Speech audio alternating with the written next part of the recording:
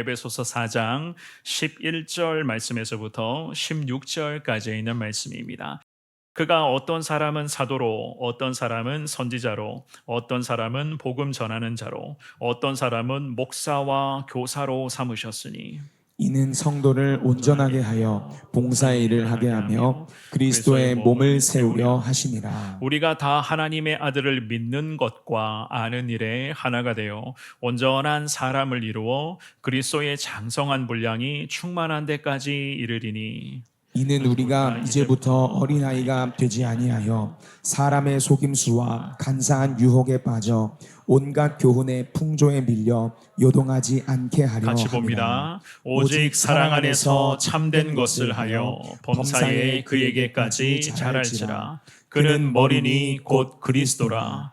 그에게서 온 몸이 각 마디를 통하여 도움을 받음으로 연결되고 결합되어 각 지체의 분량대로 역사하여 그 몸을 자라게 하며 사랑 안에서 스스로 세우느니라. 아멘. 오늘 우리가 살펴보게 될 이 귀한 말씀, 이 생명의 말씀을 통하여 하나님 그 은혜가 우리 가운데 더 넘쳐날 수 있기를 원합니다. 우리 교회에도 하나님의 은혜의 분량이 정말로 점점 더 가득 채워질 수 있는 그 축복을 누릴 수 있기를 원합니다. 여러분들 이 귀한 마음으로 주시는 말씀 앞에 오늘도 아멘으로 순종하며 나아갈 수 있는 우리 모든 성도님들 되시기를 주님의 이름으로 축원합니다.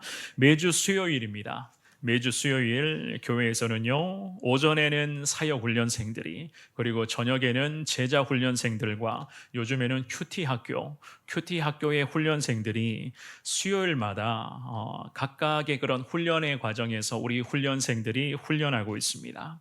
이 세 가지 훈련의 공통점이 있다면요, 훈련의 과정이 굉장히 체계적이고 또한 훈련의 그 모든 과정 속에서 매주마다 숙제라고 하죠. 그죠? 항상 과제가 우리 성도님들에게 부여가 되고 있습니다. 물론 토요일 저녁도 마찬가지예요.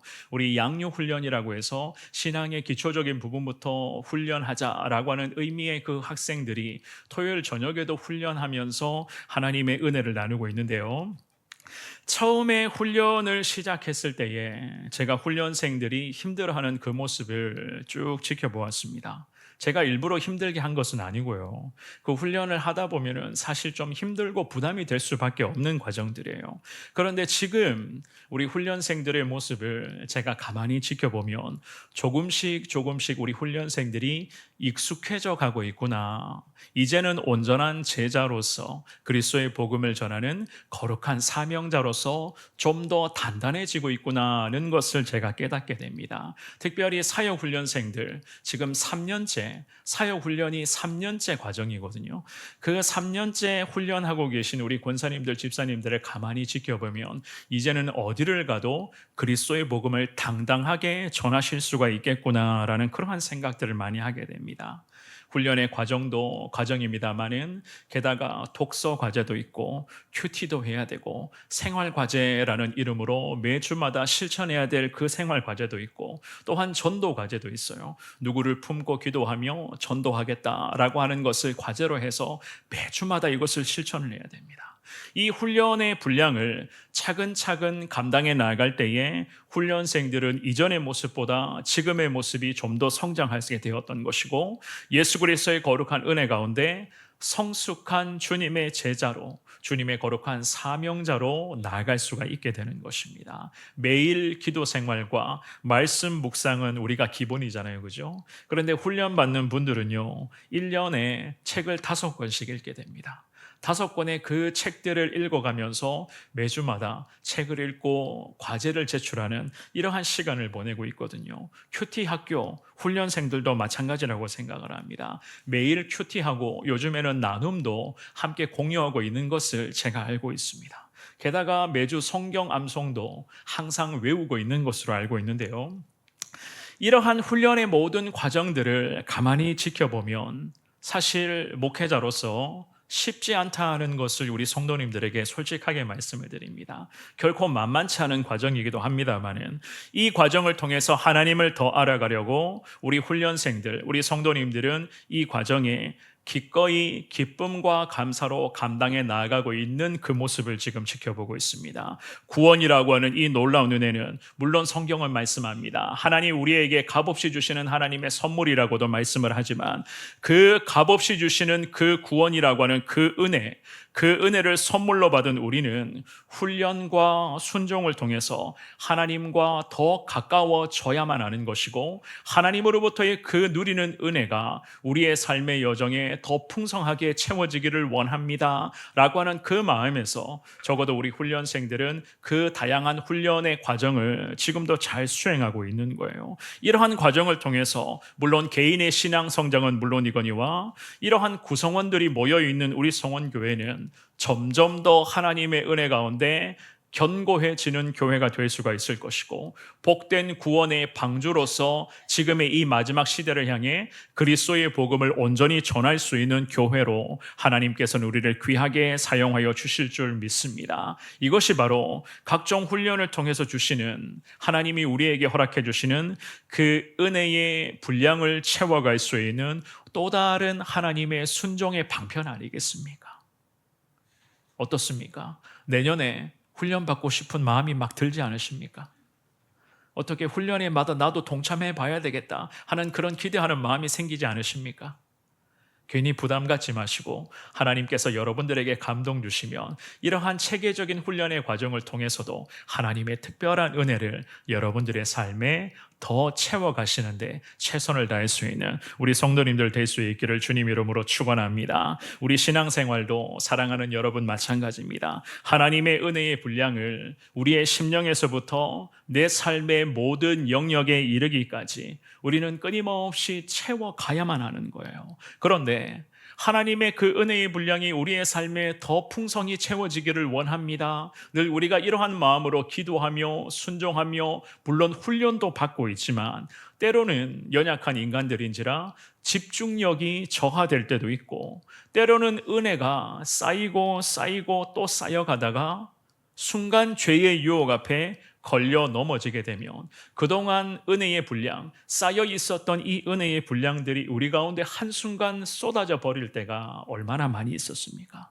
그럼에도 우리는 오늘도 하나님 주시는 이 은혜의 분량이 우리 가운데 채워지기를 여러분들은 간절히 소망하셔야 되고, 이 거룩한 예배의 자리에서 우리가 간절한 마음으로 주님의 말씀의 은혜를 사모할 때에 하나님 이 주시는 귀한 말씀을 통해서 각자의 은혜의 그릇에 오늘도 주님은 충만한 분량이 채워질 수 있도록 성령을 통해서 우리 가운데 함께하여 주실 것을 믿습니다. 은혜의 분량을 채워가는 것은 우리 개인의 하나님 앞에서의 평생의 숙제이기도 하고, 물론 우리 성원교회 역시나 마찬가지입니다. 하나님의 은혜의 분량이 우리 교회 가운데도 채워지게 해달라, 우리가 늘 주님 앞에 기도하며 순종하는 것이 하나님으로부터 우리가 부여받은 거룩한 주님의 사명인 줄 우리는 믿습니다. 오늘 주시는 이 귀한 말씀을 통하여 과연 은혜의 분량을 채워가기 위해서는 우리 교회가 어떻게 해야 될 것인가? 하나님 은혜의 분량이 우리의 삶에 더 가득 채워질 수 있게 하려면 성도로서 우리는 과연 어떻게 믿음 생활을 이어나가야 될 것인가? 주시는 말씀을 통해서 하나님 은혜의 진리를 잘 깨달아 하나님 은혜의 분량이 계속 채워지는 그 놀라운 역사를 경험하시며 하나님께 영광 올려드리는 여러분들의 평생의 복된 삶이 될 수 있기를 한 번 더 주님의 이름으로 축원합니다. 우리가 오늘 본문의 말씀을 통해서 은혜의 분량이 채워져가는 교회, 은혜의 분량이 계속 채워지는 성도로 살아가기 위해서는 어떻게 해야 될 것인가? 두 가지로 하나님의 말씀을 한번 살펴보겠는데요. 첫 번째입니다. 은사. 하나님이 주시는 은사를 잘 선용하여 각자의 사명을 잘 감당하셔야 돼요. 하나님께서는 우리에게 각자 은사와 재능을 다 주셨습니다. 그 은사와 재능을 여러분들이 잘 선용하셔서 주신 사명을 잘 감당하라. 우리가 읽었던 본문의 귀한 말씀은 하나님의 사람 바울이 지금 감옥 안에 갇혀 있는 상태로서 감옥에서 에베소 교회와 에베소 교회 성도들을 위해 기도하는 마음으로 편지의 글을 작성했었던 그 내용들입니다. 여러분들이 잘 아시는 것처럼 에베소서 1장에서부터 3장까지에 있는 말씀에서는 신학적인 여러 가지 근거를 바울이 바탕으로 하여서 하나님이 우리를 예정하시고 하나님이 우리를 주의 자녀로 선택하셨다 된다는 것을 1장에서부터 3장까지는 쭉 말씀을 합니다. 이미 우리 훈련 과정에서는 다 훈련생들은 다 배우셨던 내용들이에요. 게다가 하나님께서는 아들 예수님을 통해서 우리를 구원해 주셨는데 이 모든 구원의 은혜는 우리에게 아무런 대가 없이 값없이 주님이 주시는 하나님의 선물이라고 성경은 분명히 밝히고 있습니다. 그리고는 오늘 본문이죠, 그죠? 에베소서 4장으로 와서는요, 신앙생활에 있어서 실제적인 부분들을 언급을 하고 있는데 그 중에서도 우리 그리스도인들에게 교회를 중심으로 하나님 은혜를 사모하라. 그리고 교회와 내 개인의 삶의 여정에서는 하나님의 은혜가 반드시 필수이니 주신 사명에 충성할 때에 그 충성의 과정을 통해서 하나님의 은혜를 우리의 삶에도 채워갈 것을 주님이 말씀을 하십니다. 오늘 본문의 11절 말씀인데요. 우리 같은 목소리로 11절을 먼저 읽어봅니다. 시작. 그가 어떤 사람은 사도로, 어떤 사람은 선지자로, 어떤 사람은 복음 전하는 자로, 어떤 사람은 목사와 교사로 삼으셨으니. 아멘. 이 바울 사도가 에베소 교회 성도들에게 편지를 쓰면서 지금 이러한 내용들을 언급을 합니다. 다양한 은사를 지금 언급을 하거든요. 언급하면서 교회와 성도가 하나님의 은혜의 분량, 그 은혜의 분량을 우리 가운데에 채워갈 수 있는 방법이라고 할까요? 그 형태를 지금 11절에서는 이렇게 언급을 해요. 5가지를 언급을 하죠, 그죠? 사도, 선지자, 복음 전하는 자, 목사, 교사로 주님이 교회 안에 성도를 각각의 은사와 재능으로 주님이 삼으셨으니 성경은 이렇게 말씀을 합니다. 사도라고 하는 사람들은요, 보통은 하나님에 의해서 보냄받은 자라는 그런 의미를 가지고 있습니다. 교하는 곳마다 교회를 설립하고 교회를 섬기는 그런 사람들을 의미하는데, 보통은 예수님의 12제자들, 그 12제자들이 사도로서 초대교회의 거룩한 부흥을 이끌었던 것을 여러분들이 잘 아실 것이며, 오늘 본문에서 저자라고 할 수 있는 믿음의 사람 바울도 마찬가지고, 바울의 동역자였던 바나바라든지 디모데 같은 사람들도 마찬가지입니다. 이 사람들이 사도로 불린 사람들이었는데 예수님을 직접 목격하고 십자가의 죽음과 부활을 다 목격하면서 십자가에서 죽으셨다가 다시 살아나신 예수 그리스도를 너희가 믿어야 된다. 이 거룩한 예수의 복음을 초대교회 시절에 증명해 나아갔던 그러한 사람들을 보통은 우리가 사도라고 이야기를 하죠, 그죠? 그리고 두 번째 선지자라고 하는 사람들은요, 이런 의미입니다. 하나님의 계시를 중재하며 또한 죄악을 깨닫게 하며 교회를 향해 훈계하는 역할을 하는 자들을 선지자라고 이야기를 하는 거예요. 그래서 구약시대에는 선지자였는데 신약시대로 넘어와서는 이 선지자들을 이끌어서 복음 전하는 자, 복음을 선포하는 자라는 이러한 의미로서 보통은 이야기를 하거든요. 그리고 세 번째, 복음 전하는 자, 방금 말씀드렸죠, 그죠? 신약시대로 와서는 그리스도의 복음을 전해야 되는 거예요. 그리스도의 복음을 가는 곳마다 전하는 자들을 복음 전하는 자. 그리고 목사는 교회를 양육하며 돌보며 인도하는 자들이라는 의미를 가지고 있고, 교사는 사도적인 교훈, 즉 예수님의 거룩한 복음을 깨닫게 하고 그 복음을 전달하는 그 역할을 하는 자들이다. 보통은 이렇게 해석을 합니다. 자, 바울 사도가 이렇게도 성도들에게 각각의 다양한 역할과 은사와 선물을 주셨는데 11절에서는 5가지로 주님이 역할들을 허락하시며 주님이 이렇게 주님은 사명자로 삼으셨으니 라고 말씀을 해요. 이렇게 삼아주신 이유가 그렇다면 과연 무엇인가? 12절에서는 성경은 이렇게 말씀을 합니다. 우리 같은 목소리로 12절의 말씀을 읽어봅니다. 시작. 이는 성도를 온전하게 하여 봉사의 일을 하게 하며 그리스도의 몸을 세우려 하심이라. 아멘. 이 말씀에서는 주님이 사도와 선지자와 복음 전하는 자와 목사와 교사로 삼으셨던 이유, 이 말씀에서는 적어도 3가지를 언급을 하죠, 그죠? 어떻다고요? 첫 번째가 성도를 온전하게 하기 위해서다. 성도를 온전하게 하여라고 하는 이 구절은 복음을 선포하고 예수님의 복음을 가르치는 그 목적을 실현하면서 성도들이 성도로서의 온전함, 그 은혜의 온전함을 회복할 수 있게끔 하는 그 역할을 한다는 거예요. 그래서 성경에 보시면 온전함에 대해서 이렇게 설명을 합니다. 고린도전서 1장 10절의 말씀을 한번 볼게요. 고린도전서 1장 10절입니다. 읽어봅니다. 시작. 형제들아, 내가 우리 주 예수 그리스도의 이름으로 너희를 권하노니 모두가 같은 말을 하고 너희 가운데 분쟁이 없이 같은 마음과 같은 뜻으로 온전히 합하라. 아멘. 아멘. 이 말씀을 잘 보시면은요, 그리스도의 이름으로 너희에게 권한다라고 말씀을 하면서 모두가, 오늘 예배드리는 우리 모두가 어떻게 하라고요? 같은 말을 하라. 같은 말을 하라고 합니다. 여기서 말씀하는 같은 말은 어떤 것을 의미할까요? 우리는 성도죠, 그죠? 성도가 오늘 이 시간에 2부 예배를 지금 드리고 있어요. 예배 드리는 우리는 성도입니다. 그런데 성경은 말씀하네요. 온전함을 언급을 하면서 같은 말을 할 것을 이야기합니다. 성도가 어떤 말을 해야 됩니까? 예수님의 말을 해야 되고, 예수의 언어를 사용해야 되고, 예수 그리스도의 복음을 전해야 되고, 예수 그리스도의 사랑을 나누어야 되는 거예요. 그래서 우리는 성도이기 때문에 같은 말을 해야 된다. 끊임없이 예수 그리스도를 전해야 된다. 그리스도의 사랑을 나누어야 된다. 그 사랑을 실천해야 된다. 성경은 말씀합니다. 그런데 그 다음 구절에 보시면 온전함으로 나아가기 위해서는 같은 말을 할 거라고 이야기를 하면서 딱 이런 부분을 언급을 하죠. 같은 말을 하기 위해서는 분쟁이 없어야 된다고 이야기를 해요. 분쟁이 없어야 된다. 성도와 성도 사이에 분쟁이 있어서는 결코 같은 말, 즉 예수님의 말씀을 할 수가 없는 거예요. 성도와 성도 사이, 교회와 성도, 교회와 교회, 성도와 믿지 않는 사람들 관계에서도 물론 마찬가지입니다. 우리 가운데 분쟁이 없어야지만이 같은 말을 할 수가 있고, 그 다음 구절에 보시면 같은 마음과 같은 뜻으로 온전히 합해 나갈 수가 있는 거예요. 적어도 온전함으로 나아가기 위해서는 우리가 분쟁이 없어야지만이 예수 그리스도를 선언할 수가 있고, 예수 그리스도의 그 귀한 은혜를 나눌 수가 있는 것입니다. 한번 여쭤볼까요? 분쟁이 있으십니까? 보이지 않는 분쟁과 갈등과 대립이 우리의 삶의 여정에 아직도 남아있는 분이 계십니까? 혹시라도 가정 안에서, 아니면 사람들과의 관계 속에서도, 특별히 교회 안에서도, 성도와 성도 사이에서도 하나님과 여러분만이 알고 있는 분쟁과 보이지 않는 그런 갈등이 아직도 남아 계십니까?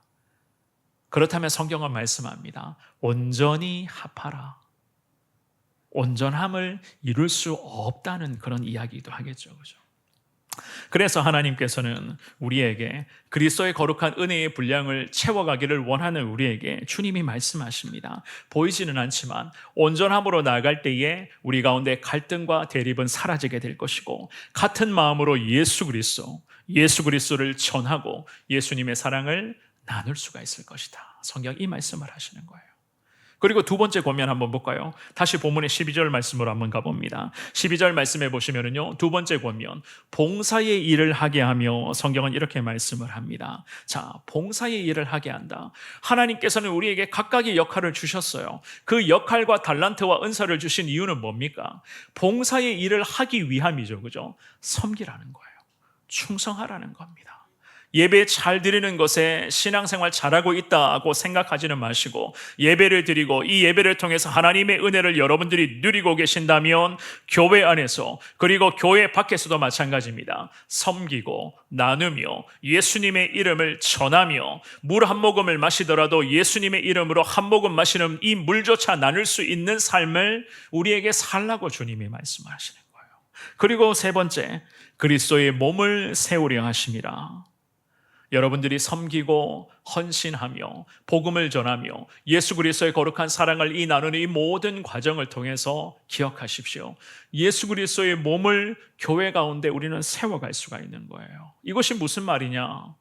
내가 열심히 봉사한다고 해서, 내가 열심히 섬긴다고 해서, 내가 열심히 전도한다고 해서 내가 드러나는 게 아니잖아요. 내가 드러나는 게 아니거든요. 내 이름 석자가 높아지는 게 아니거든요. 내가 열심히 주님 앞에 충성한다고 해도 우리는 어떤 사람들입니까? 부족하지만 우리의 열심과 순종을 통해서 하나님 거룩하신 이름이 이 땅 가운데 높임받기를 원합니다. 이것이 바로 그리스도의 몸을 세워가는 그 과정이라는 거예요. 이것이 바로 그 과정입니다. 지난 6월이었습니다. 새로운 대통령이 세워지게 되었고 새 정부가 들어서는 그런 과정들을 우리 국민들이 지금까지 잘 지켜보고 있습니다. 며칠 전이었죠, 그죠? 대통령이 100일을 기념해서 기자들과 여러 가지 그런 인터뷰를 한 내용들을 제가 보게 되었습니다. 그렇습니다. 대통령을 중심으로 정부의 여러 부처 또한 기관을 새롭게 재정비하는 그 과정에서 최고의 실력과 그 분야의 최고의 재능을 가진 자들을 적절한 곳에 배치를 하고 세워가는 그 과정이 여느 정부도 마찬가지입니다만은 이 정부도 사실 만만치 않다는 것을 제가 느끼게 되었습니다. 대통령이나 총리나 각 부처의 그런 장관 등이 그 귀한 실력, 그 최고의 실력가들을 세워가는 그 과정에서 보통은 고강도의 청문회 과정을 다 거치게 됩니다. 그 청문회 과정을 거치면서까지 검증하고 그 위치에 세우고자 하는 그 이유는 결국 하나거든요. 대한민국이라는 이 나라와 국민들을 잘 섬기기 위함의 그 목적으로 대통령과 정부는 적절한 일꾼들을, 그 실력가들을 세워가는 그런 과정 아니겠습니까? 우리 하나님께서도 마찬가지입니다. 예수님이 머리 되시는 몸된 교회를 잘 섬기기 위하여 하나님은 우리 모든 성도님들에게 다양한 은사와 재능을 이미 다 주님이 우리에게 허락하셨고 직분을 우리에게 주님이 맡겨주셨습니다. 게다가 건강한 교회를 세워가기 위해서 하나님께서는 우리에게 특별한 은혜가 계속 임할 수 있도록 성령을 통해서 지금까지도 우리와 함께 하신 하나님 아니시겠습니까? 그러므로 오늘 2부 예배에 나오신 사랑하는 여러분, 우리는 하나님으로부터 부여받은 은사와 재능이 다 있다는 것을 오늘 말씀을 통해서 다시 깨달으시면서 은사와 그 주시는 재능을 통하여 예수님이 머리 되시는 거룩한 교회와 하나님의 나라를 잘 섬기며 나아갈 수 있는 여러분들의 복된 삶이 될 수 있기를 축원합니다. 교회 가운데 하나님의 은혜가 특별히 계속 채워질 수 있도록 성령 하나님의 능력을 의지하여 맡은 역할들이 다 있으시잖아요. 적어도 우리는 맡은 역할들이 다 있거든요. 그 역할 앞에 좀 더 힘을 내시기를 바랍니다. 특별한 역할이 없으시다고 생각하십니까? 왜 없으십니까? 우리가 태신자들을 지난주에 이미 다 품었고 태신자들을 작정하며 그 영혼을 위해서 적어도 이름을 불러가며 예수님께 돌아오게 해달라, 우리가 지금 이 귀한 기도와 복음 전하는 역할을 하나님이 이미 다 맡겨주셨단 말이에요. 이 역할과 사명은 이번에 끝나는 게 아니에요. 10월 26일을 마지막으로 끝내는 게 아닙니다. 이 역할과 사명은 저나 여러분 모두가 천국에 도착하여 예수님의 품에 안길 때까지 이 역할과 사명에 우리는 최선을 다해야 됩니다. 그러므로 이 주시는 귀한 역할과 사명에 하나님 최선을 다하겠습니다. 주님 앞에 고백하시면서 우리 하나님의 그 은혜를 더 간절하게 사모하시기를 바랍니다. 특별히 기억해야 될 것은요, 직분과 사명과 역할을 맡은 우리의 그러한 그 은혜의 자리에 우리의 존재감을 드러내서는 절대로 안 됩니다. 전도의 현장에서 나의 존재감을 드러낸다, 섬김의 현장에서 나라는 사람을 드러내기를 원한다, 우리가 이 부분을 항상 조심하셔야 돼요. 왜 그런지 아십니까? 교회는요, 세상의 보통 단체와는 다릅니다.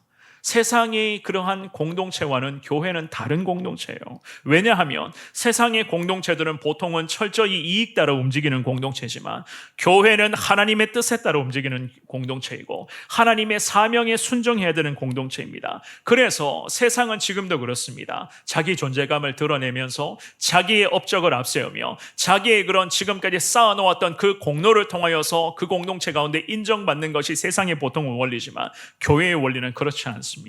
철저히 하나님을 앞세워야 되고 그리스도의 거룩한 영광을 선포해야 되는 것이 바로 오늘 우리가 예배드리는 이 거룩한 교회여 우리의 삶이 되는 것입니다. 주시는 귀한 말씀을 기억하시면서 하나님 은혜의 분량이 우리 교회 가운데도 채워지기를 원하며 내게 주신 그 은사를 잘 선용하여 정말로 하나님의 그 은혜를 더 풍성하게 누릴 수 있는 나의 복된 삶이 되기를 원합니다. 주님 앞에 기도하시면서 하나님 그 거룩한 은혜 가운데에 날마다 하나님의 뜻대로 충성하며 나아갈 수 있는 여러분들의 복된 삶이 될 수 있기를 주님 이름으로 축원합니다. 두 번째입니다. 은혜의 분량을 채워가는 교회와 성도 되기 위해서는요, 믿음과 삶을 일치시켜 사랑을 실천하며 자라가야 돼요. 믿음과 삶을 일치시켜 사랑하며 자라가야 된다. 13절의 말씀입니다. 오늘 본문의 13절 말씀 같이 읽어봅니다. 시작. 우리가 다 하나님의 아들을 믿는 것과 아는 일에 하나가 되어 온전한 사람을 이루어 그리스도의 장성한 분량이 충만한 데까지 이르리니. 아멘. 이 말씀을 잘 보시면은 바울 사도가 우리에게 은혜의 분량을 채워가야 할 이유를 분명히 설명을 해요. 온전한 사람이 되어야지만 그리스도의 장성한 분량이 충만한 데까지 이룰 수 있다. 성경은 그렇게 말씀을 하거든요. 온전한 사람이라고 하는 것은 13절에 온전한 사람을 이루어 온전한 사람이라고 하는 것은 이 구절에서는 이렇게 해석을 합니다. 더할 나위 없이 완전히 성장한 인간이 되다. 이런 의미의 구절이거든요.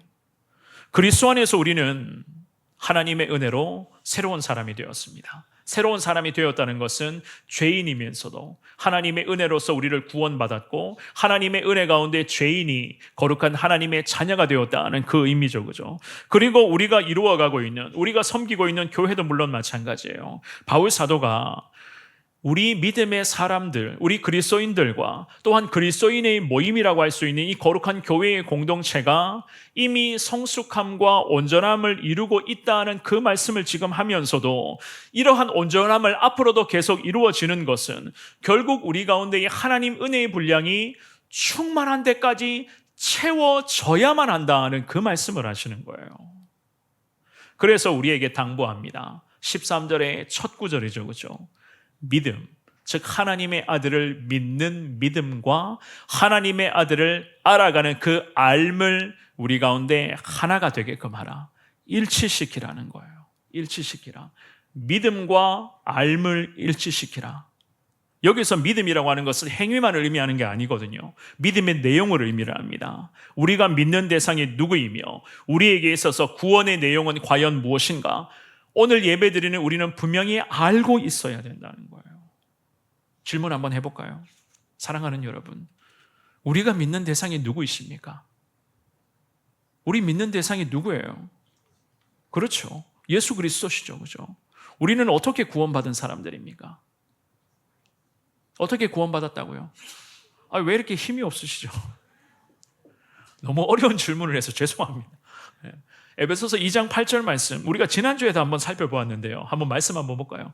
에베소서 2장 8절입니다. 같이 읽어봅니다. 시작. 너희는 그 은혜에 의하여 믿음으로 말미암아 구원을 받았으니 이것은 너희에게서 난 것이 아니요 하나님의 선물이라. 아멘. 우리는 하나님의 은혜에 힘입어서 믿음으로 구원받은 거룩한 그리스도인임을 믿습니다. 게다가 우리에게 허락해 주신 이 구원은 절대 우리가 신앙생활 잘해서 이 구원을 따낸 게 아니거든요.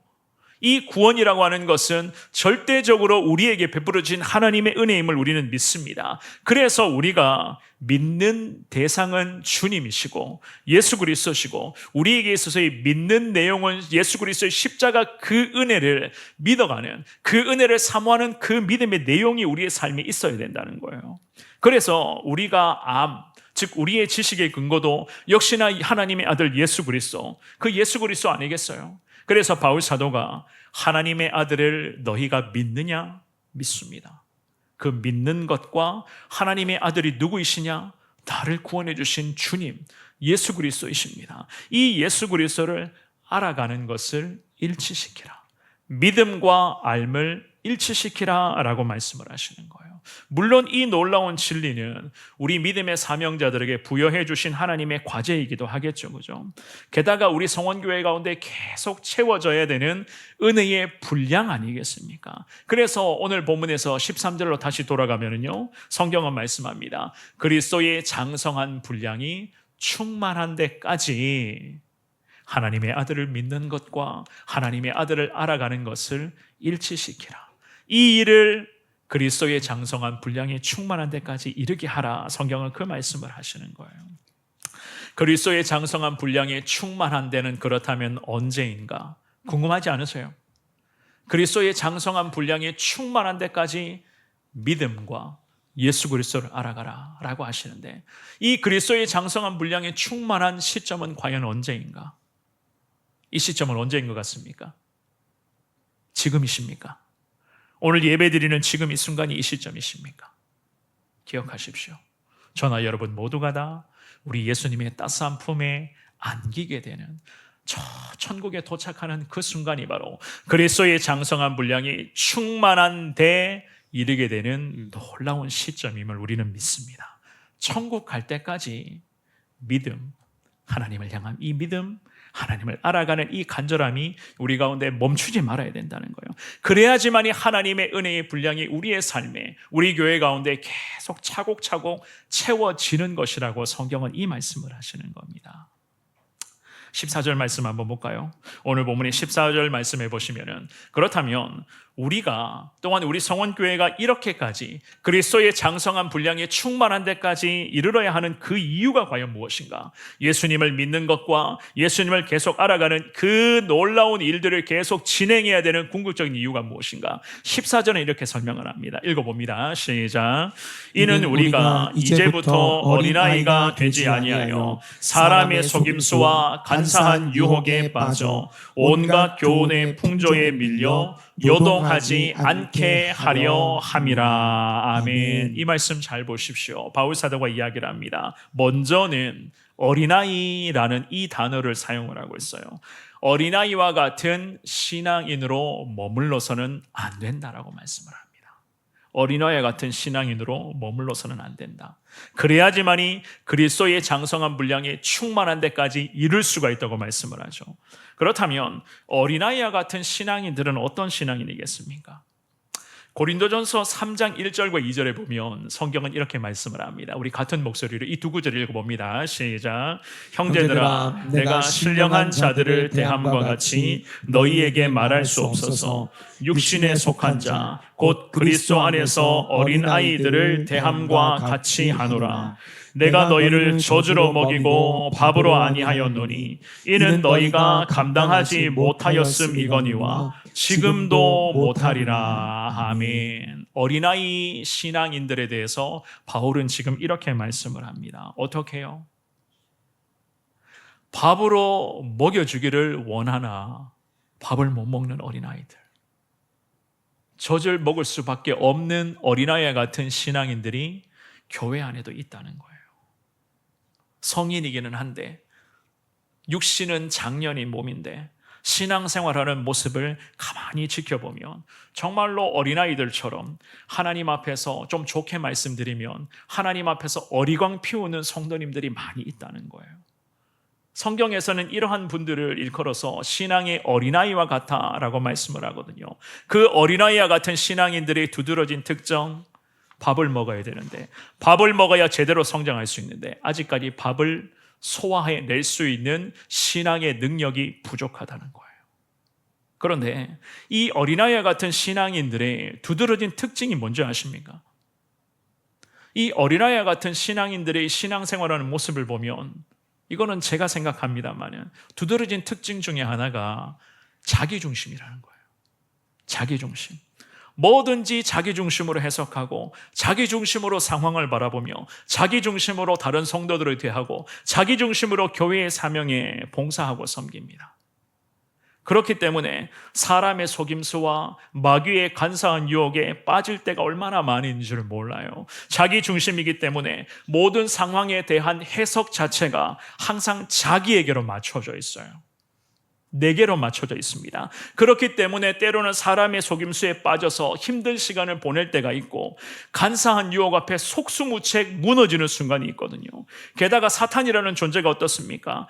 유혹의 손길을 끊임없이 내보낼 때에도 자기 중심이니까 예수님을 온전히 바라보지를 못해요. 예수님을 바라볼 수가 없는 것입니다. 예수님을 바라보며 예수님을 의지하며 나아가기 위해서는 나를 내려놓아야 되거든요. 우리 성도님들 잘 아시죠? 그죠? 나를 내려놓아야지만이, 내 생각과 내 욕심을 내려놓아야지만이 우리가 믿음의 눈으로 예수님을 바라볼 수가 있는데, 신앙의 어린아이와 같은 성도들은 자기중심이기 때문에 예수님을 온전히 바라볼 수가 없어요. 자기가 너무 강하기 때문에 예수님의 이 은혜가 내 안에 들어올 수 있는 공간 자체가 없다는 것입니다. 더 기가 막힌 것은요, 오늘 본문으로 한번 볼까요? 14절에서 바울이 분명히 설명합니다. 어떻게 설명합니까? 14절 말씀해 보시면 온갖 교훈의 풍조에 밀려 요동하지 않게 하려 함이라. 자기 중심의 어린아이 같은 신앙인들은 이렇다는 거예요. 사람의 속임수, 간사한 유혹에 빠지면서 온갖 교훈의 풍조에 밀려 요동하는 성도들이 어린아이와 같은 성도들이고, 어린아이와 같은 성도들의 두드러진 특징, 자기 중심이라는 거예요. 요동하지 않게 하려 함이라. 요동하다라고 하는 이 말의 의미는 조타 장치가 없는 배처럼 바람 부는 대로 이리저리 흔들린다는 그런 의미의 단어거든요. 여러 가지 어려움만 생기면 금방 흔들리게 되고, 마귀가 그냥 툭 건드리면 그 유혹 앞에 그 순간에 그냥 무너져 내립니다. 그래서 바울이 말합니다. 흔들리지 말고 자기 중심이 아니라 주님 중심으로 그리스도를 믿는 것과 그리스도를 알아가는 것을 제발 너희 가운데 일치시킴으로써 하나님 주시는 그 은혜의 분량을 내 삶에, 우리 교회 가운데 채워가라는 거예요. 그 의미로 15절과 16절에서 바울이 이렇게 권면을 하죠. 15절 16절을 우리 같은 목소리를 읽어봅니다. 시작. 오직 사랑 안에서 참된 것을 하여 범사에 그리스도에게까지 자랄지라. 그는 머리니 곧 그리스도라. 그에게서 온몸이 각 마디를 통하여 도움을 받음으로 연결되고 결합되어 각 지체의 분량대로 역사하여 그 몸을 자라게 하며 사랑 안에서 스스로 세우느니라. 아멘. 아멘. 바울은 말씀합니다. 은혜의 분량을 채우는 것에 있어서 어쩌면 가장 중요한 부분이기도 하겠죠. 그죠? 하나님의 사랑 안에서 참된 것을 행하라. 15절에서는 그렇게 말씀을 합니다. 주님 안에서 참된 것을 행하라. 여기서 말하는 참된 것은, 사랑하는 여러분, 진리를 말합니다. 참된 것은 성경 원어로는 진리로 해석을 해요. 진리를 행하라는 거예요. 그렇다면 교회와 성도가 진리를 말한다? 진리를 행한다는 것은 무엇입니까? 진리라고 하는 것은 예수 그리스도의 절대적인 복음임을 믿습니다. 그 예수의 복음을 전하고 예수의 복음의 뜻대로 살아가는 것을 우리에게 실천할 것을 말해요. 언제까지요? 그리스도의 장성한 분량이 충만한 데 이르기까지, 천국에 도착할 때까지라는 겁니다. 예수 그리스도 참된 것을 전하라. 참된 것을 행하라. 이것이 바로 교회에 맡겨주신 하나님의 사명이요, 여러분들에게 맡겨주신 하나님의 거룩한 삶이 아니겠습니까? 우리 성원교회 안에서 위로는 하나님을 사랑하고, 옆으로는 가족들과 성도들을 사랑하고, 아래로는 예수님을 믿지 않는 지역 주민과, 그리고 저 세계 열방의 선교지의 모든 영혼들을 우리가 사랑하며 섬기며 그리스도의 복음을 나눠주라는 거래요. 그래야지만 이 교회가 참된 것, 진리를 올바로 행할 수가 있을 것이라고 성경은 말씀합니다. 진리를 행하는 것은 복음을 전하는 것이고, 복음을 전하는 것의 원동력은 하나님 사랑, 이웃 사랑이라는 거예요. 이것을 제대로 실천을 해야 하나님의 그 은혜의 분량이 우리 가운데 채워질 수가 있는 것인데, 신앙의 어린아이의 수준으로 감당하겠습니까? 밥도 못 먹고 젖만 먹고 있는데 어떻게 신앙의 어린아이들이 모인 교회가 이 놀라운 사명, 참된 것을 온전히 실천할 수가 있단 말이겠습니까? 매월 첫 주 목요일이면은요, 우리 교회 구제 팀원들이 구제 사역, 구제 섬김 사역을 실천합니다. 매월 첫째 주 목요일 오후 2시입니다. 동참하시기를 원하시는 분들은 매월 첫 주 목요일 오후 2시에 교회로 오시기를 바랍니다. 교회에 오시면은요, 우리 구제 팀원들이 교회 주변에 혼자 사시는 분들, 또한 경제적으로 좀 힘겹게 시간을 보내시고 있는 분들, 게다가 홀로 계시는 우리 독고 어르신들, 이러한 분들에게 예수님의 사랑을 조금이라도 좀 나누고자 하는 그 의미에서 반찬이라든지 먹을 거라든지, 때로는 명절에는 고기 같은 것들을 이렇게 다 준비를 해서 하나씩 다 정성스럽게 포장하여 예수님의 이름으로 나누어주는, 갖다 드리는 이러한 사역을 하고 있어요. 그렇게 하는 이유는요, 예수님의 사랑을 교회가 조금이라도 실천하고자 하는 그 의미로 하는 겁니다. 제가 좀 오래되었습니다마는 우리 교회에 와서 제가 처음에 구제사역을 함께 동참할 때에 어떤 분이 저한테 감사합니다라는 그러한 말씀에서 이런 질문을 한번 하신 적이 있었어요. 감사하다는 말씀을 하시면서 어떻게 성원교회는 그래도 재정적인 여유가 좀 있나 봐요 라는 말씀을 하시더라고요. 재정적인 좀 여유가 있어서 구제사역을 하고 있나 봐요. 이렇게 많은 좋은 일들을 하고 있나 봐요. 이런 질문을 하시더라고요. 제가 그래서 뭐라고 대답했을까요? 단번에 이야기했습니다. 재정적인 여유가 없어요. 재정적인 여유가 전혀 없는데. 제가 정말 그렇게 얘기했어요. 여유가 없지만, 재정적으로 전혀 여유가 없지만, 그럼에도 예수님의 사랑을 조금이라도 나누고 싶어서 작지만 이 사역을 교회가 매월 한 달에 한 번씩 하고 있습니다 라는 그 말씀을 제가 드린 적이 있습니다. 맞습니다. 사랑하는 여러분, 예수님의 사랑을 교회가 실천을 한다. 이 교회가 실천한다는 것은 말로만 할 수 없는 것, 그야말로 행함과 실천이 우리 가운데에 순종의 열매가 될 때에 하나님 주시는 그 은혜의 분량에 힘입어서 우리가 교회로서 또한 성도로서의 그러한 거룩한 그 은혜를 나눌 수 있는 것 아니겠습니까? 이것이 바로 하나님이 누구이신지 알아가는 그 믿음과 하나님이 오늘도 내게 무엇을 원하시는가, 우리 교회에 무엇을 원하시는가, 그 하나님의 뜻을 알아가는 그 과정이 아니겠어요? 그래서 오늘 성경은 우리에게 하나님을 믿는 믿음과 하나님을 알아가는 이 알을 일치시키라고 이야기를 하는 거예요. 일치라고 하는 것은 결국 하나님의 뜻에 따른 순종 아니겠어요? 교회가 재정적인 여유가 있어서 구제사역을 하는 게 아니거든요. 재정적인 여유가 전혀 없지만 그럼에도 교회이기 때문에, 하나님의 거룩한 교회이기 때문에 예수 그리스도의 거룩한 이름으로 우리가 나누고 섬기고 실천하며 그리스도의 복음을 전하는 것 아니겠습니까? 언제까지 하라고요? 그리스도의 장성한 분량이 충만한 데 이르기까지, 저와 여러분들이 저 천국에 도착할 때까지, 우리 예수님이 이 땅에 재림하실 때까지 우리 교회를 통해서 하나님은 이 놀라운 하나님의 은혜를 흘러보낼 수 있게끔 주님은 우리에게 실천하라. 이 놀라운 사명을 실천하는 데 힘입어서 내 힘으로 하는 거 아니죠.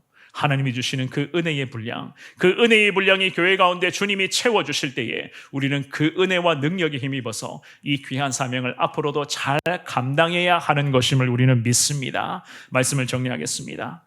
우리 성원교회가 지난 주일이었죠, 그죠? 본격적으로 태신자들을 작정하며 지난 주일 우리 노방전도를 중심으로 하반기 본격적인 전도에 돌입하였습니다. 이렇게도 위대한 사명 수행에 가장 중요한 것은 하나님의 귀한 은혜가 우리 교회 가운데도, 게다가 여러분들의 삶에도 하나님의 은혜가 계속 채워지고 넘쳐 흐를 때에 우리는 이 귀한 사명을 앞으로도 잘 감당해 나갈 수를 믿습니다. 그러므로 내게 주신 하나님의 은사와 달란트가 다 있다는 것을 깨달으시면서 그리스도의 거룩한 사랑을 나누고 그리스도의 복음을 전하는 데에 좀 더 힘을 낼 수 있는 우리 모든 성도님들 되시기를 주님 이름으로 축원합니다. 예수님을 믿는 믿음과 예수님이 내게 무엇을 원하시는가, 주님의 뜻을 알아가는 것을 내 삶에 일치시켜야 돼요. 그래야지만이 교회로서의 역할과 성도로서의 삶을 제대로 우리가 감당해 나갈 수가 있는 것입니다. 자기 중심이요, 내 교회, 내 가정, 나의 가족들, 자녀들, 나, 이런 좁은 시선으로는 우리가 하나님의 이 위대한 사명을 절대 감당할 수가 없는 거예요. 오늘 주시는 말씀을 잘 깨달으시면서 진정 우리 성원교회를 통해서 하나님 놀라운 일들을 행하여 주시기를 원합니다. 이 마음으로 주님 앞에 기도하시며 나의 삶이 정말로 하나님이 기뻐하시는, 없는 중에서도 참 나도 살아가기 힘들지만 그럼에도 마시는 물 한 모금이라도 예수의 사랑으로 나누며 실천하는 그러한 삶을 살아가기를 원합니다. 하나님 앞으로도 은혜 더하여 주시옵소서. 이러한 믿음의 고백으로 하나님의 은혜를 사모하며 늘 하나님을 기쁘시게 하는 우리 성도님들, 우리 성원교회 될 수 있기를 주님의 이름으로 축원합니다.